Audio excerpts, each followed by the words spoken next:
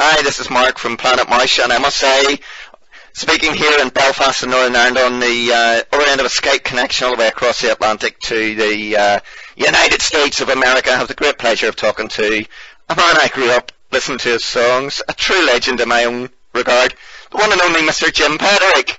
Good evening, Jim. Hi. How you doing, Mark? Did you say you're in Belfast? I'm Belfast, Northern Ireland, yes. I love it. I got to get to Ireland. The photos I see are perfect.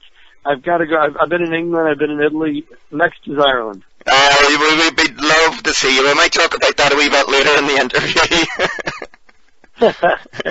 The reason we're talking is I had the great pleasure of reviewing your most recent album, a collaboration with the excellent singer Mark Shearer. An album called Risk Everything. It came out earlier this year. Absolutely, must admit, Jim, blew me away.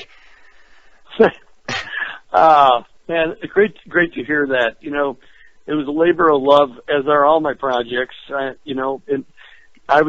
always very inspired by great singers, and as a songwriter, I've been really blessed through the years to work with, some of the best. Dave Bickler, of course, the first singer of Survivor. He inspired me in a certain way that, no one else did. And then, of course, the wonderful late Jimmy Jameson, and he inspired me in another way. And I've been very blessed to write with and for these singers, Toby Hitchcock, and now, in addition to all of them, except for, of course, our dear friend Jimmy Jameson, I'm really honored to work with Mark Shearer, and I'm blown away by his voice and his spirit. Yeah, it's an incredible album. He's got an incredible range. Can you explain to our listeners, because this is streaming live on YouTube, the background to how you came across Mark? Yeah, I found him laying around my studio. Literally? Yeah, he was underneath the sofa. No, actually, it was very funny because I was hearing this great voice. I have a home studio, and my bedroom is literally down the hall, And I woke up one morning a little late, how that is, and I heard this incredible tenor voice coming through. It sounded so clear and so wonderful, and I had to break in, and I went into Larry Millis is my engineer. He's also with me in the Ides of March. I've known him since third grade.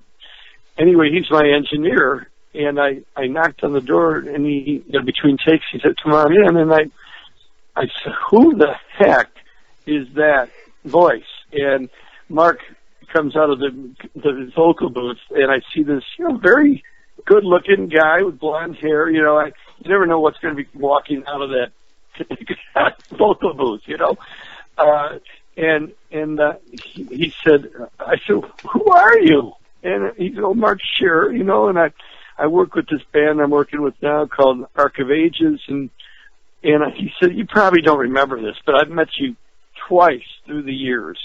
I go, "You're right. I don't have a clue." But it's to show you that once I hear a good voice, I never forget it, even though if I don't follow through on it. First time I was with the Ides of March back in '72, and we're at RCA Studios. This is to prove that Mark Shearer is no spring chicken, okay? I've got to admit it right now.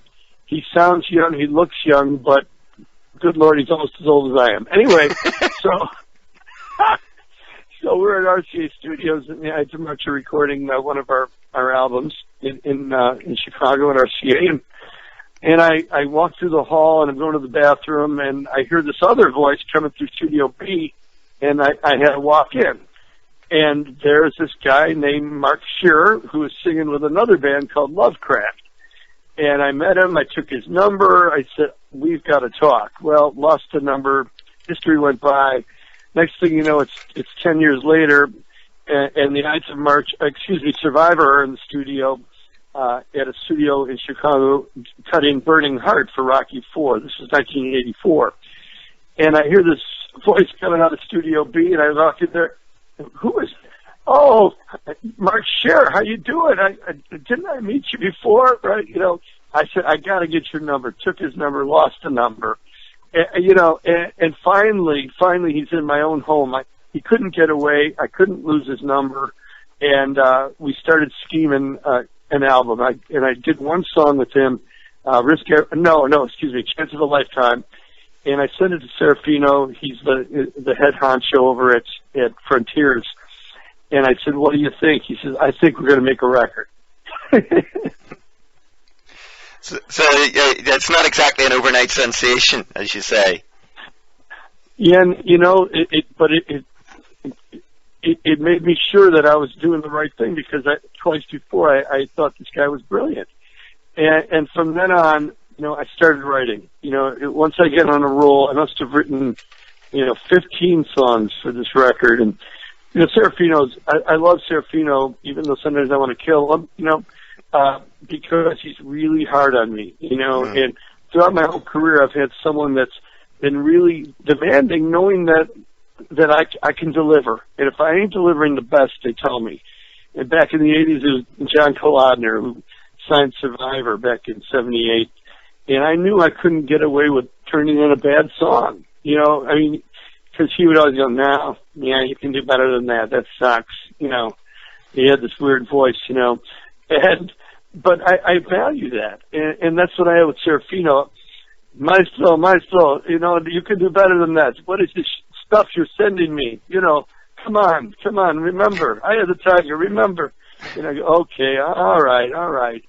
So I was in Italy, and I with my family last year, and my family, my wife Karen and my son Colin and his wife Meredith, we're trudging through Italy. I say trudging. They call it hiking, but I call it trudging, Yeah. And we were hiking the Cinque Terre, and every night we'd stay at a different inn. It was actually lovely, wonderful, and the country inspired me. And I was writing like a banshee, and right in that trip, I wrote "Risk Everything." I wrote "The Crescendo."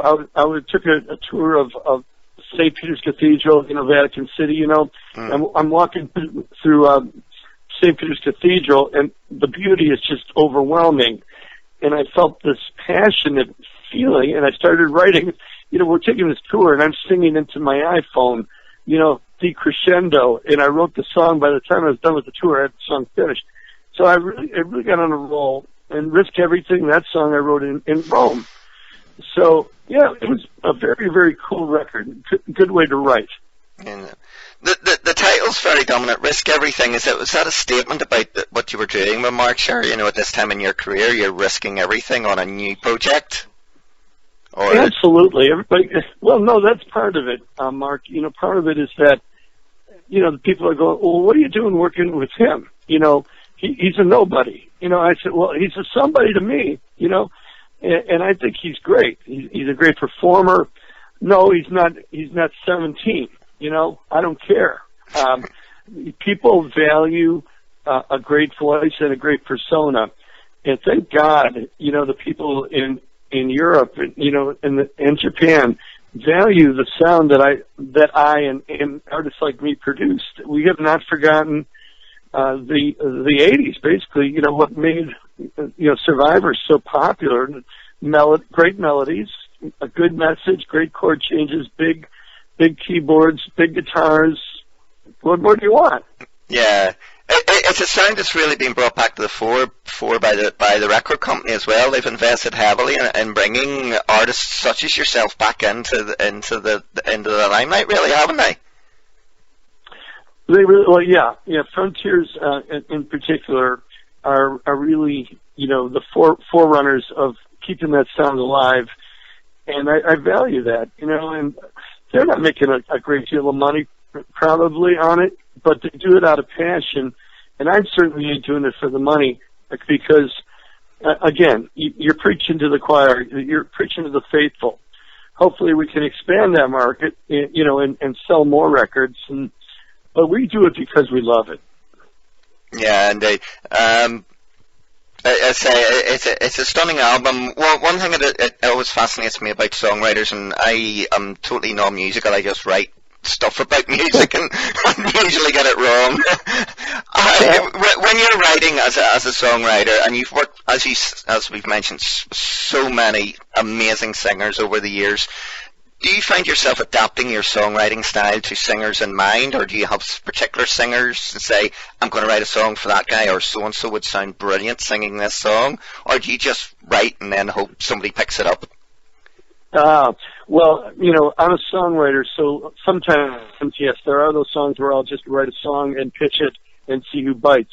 But when I'm writing for a specific artist, whether it's Don Barnes at 38 Special, Jimmy Jameson, Sammy Hagar, any of the great singers I've written for, I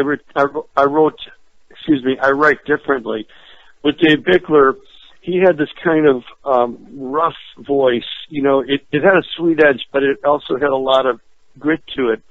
And I found myself writing more street urgent kind of things. In fact, when Stallone called me, that initial call, and when he, hey, Jim, you want to help me out here?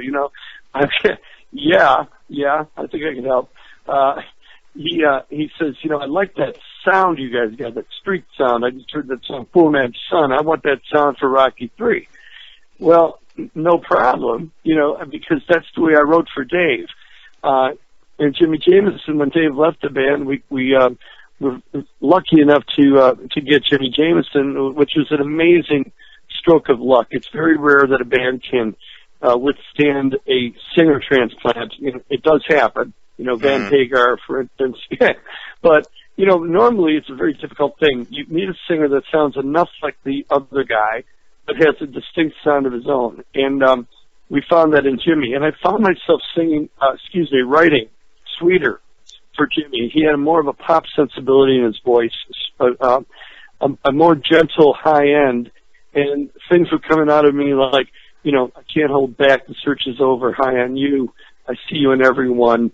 They were very, very melodic and very tailored for Jimmy. So, and then, Toby Hitchcock has a very operatic, almost range. I found myself writing almost in a, theatrical mode. Mark Shear is a little different still. So you're right. Different singers bring out different sides to me. You mentioned the one song that hangs over you is or not hangs over you. Maybe it does. Maybe your answer. Tell me that is, of course, yeah. Eye of the Tiger. I mean, my local pub, Eye of the Tiger comes on. Everybody recognizes the song. I said to the girl behind the bar, I'm going to interview Jimmy Peterik tonight, and she went, who's he? It's the guy who wrote Eye of the Tiger. It's one of those iconic songs. And I asked this of bands. I've asked it of Joey Tempest of Europe about the Final Countdown. I've asked it of Eric Martin. In any shape or form, would you regard Eye of the Tiger as an albatross around your neck, that it's the only song that anybody knows outside of the music business, outside of us true rockers, that knows what you're all about? Oh, heck, man. No, man. If it's an albatross, it's the nicest albatross I ever met. It's a blessing. Look, first of all, I love the song. I love the message. I believe in the message. If it was something that I did against my grain, or if it was a song I hated, it would be an albatross.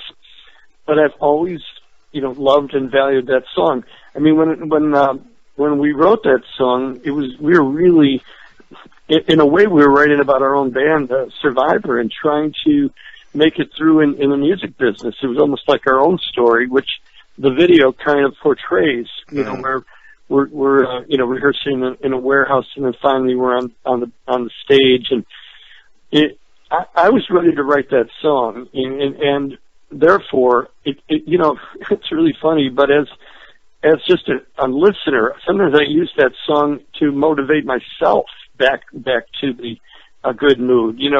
If I have trouble in my life, I use that line, rising up to the challenge of your rival. I've used that line just to counsel myself. So, it's a blessing. Mm-hmm. Actually, that line you've just mentioned, her rising up to the challenge. I have been asked to mention this to you. My extremely beautiful fiancée, to whom I'm getting married very shortly, has the word Survivor tattooed on her neck. And every time, my God, everybody asks her, is she a fan of Survivor? Which, of course, she is. It actually symbolizes the fact that she has risen up to the challenge of beating cancer 4 times. Oh, wow. And Wow, when we wanted one word to symbolise her battle the last time, I bought her a tattoo that just says Survivor. And I think go ahead. That song as well is one of the songs that inspired us through the battle. So I don't regard it as an albatross to your career. I always take great inspiration from that song.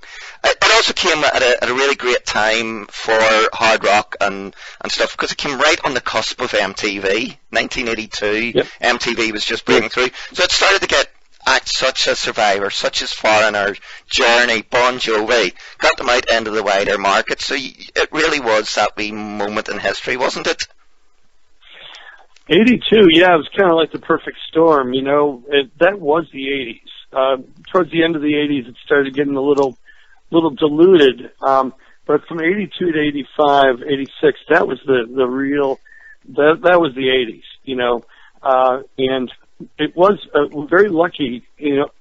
I always say there's that one moment in every career, you know, hopefully, you know, or a successful career, where everything comes together. All the hard work, all the knowledge you've amassed, and then opportunity meets preparation. Boom.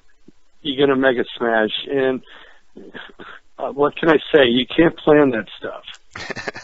And one thing you can plan is that you're coming back to the UK later this year, I believe.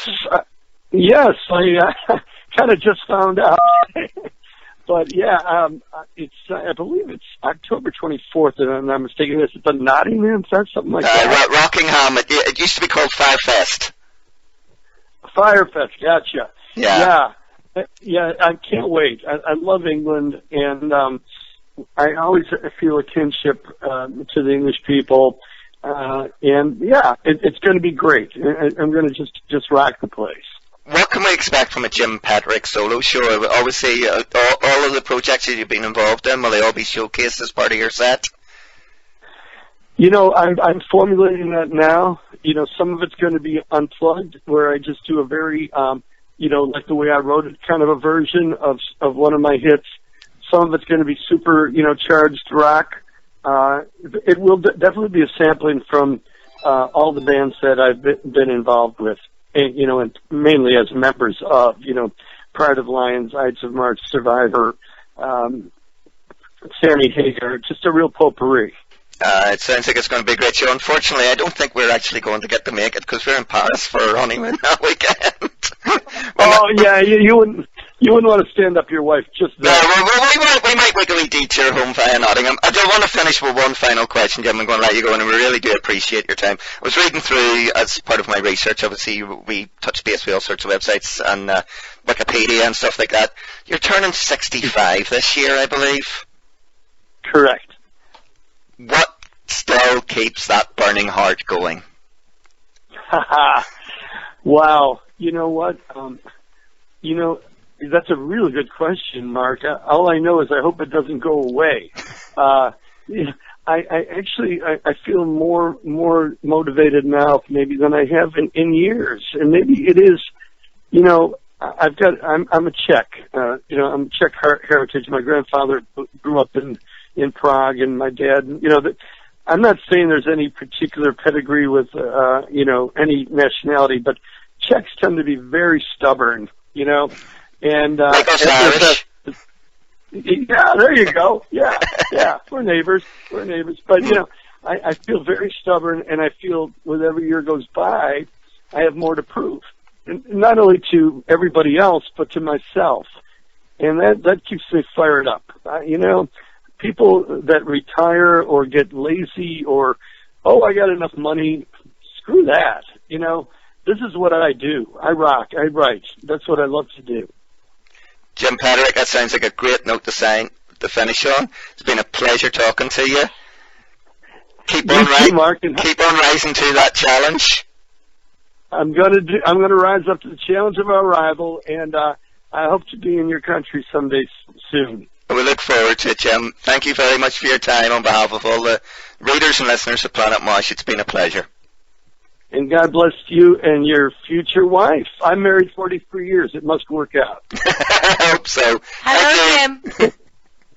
Hey, how are you? Hold on a wee second. Jim, I've stopped recording, but I'm going to hand the headset over to my fiancée, okay? Is that okay with you? Very good. Is that okay with you? Absolutely. Absolutely. Hi, Jim. How are you? Hi, and what's your name? It's Carolyn. Hi, it's Carolyn. I'm also a member of PlanetMosh, but you wouldn't know me under the Dark Queen if you follow PlanetMosh. That is so great to meet you, and I'm so happy you guys are getting married, and it's a wonderful thing. Yeah, took us a long time to find each other. And we were pushing 50 next year, but we don't give a shit. We're still 18 at heart. Oh man, you'll always be 18, man. You know, and you're still not as old as I am, so don't worry about it. Hey, when I'm 65, whether I've got a Zimmer frame or not, I'll still be rocking it out. Yeah, man. Well, it was so great talking to you and your future husband, and it was a pleasure.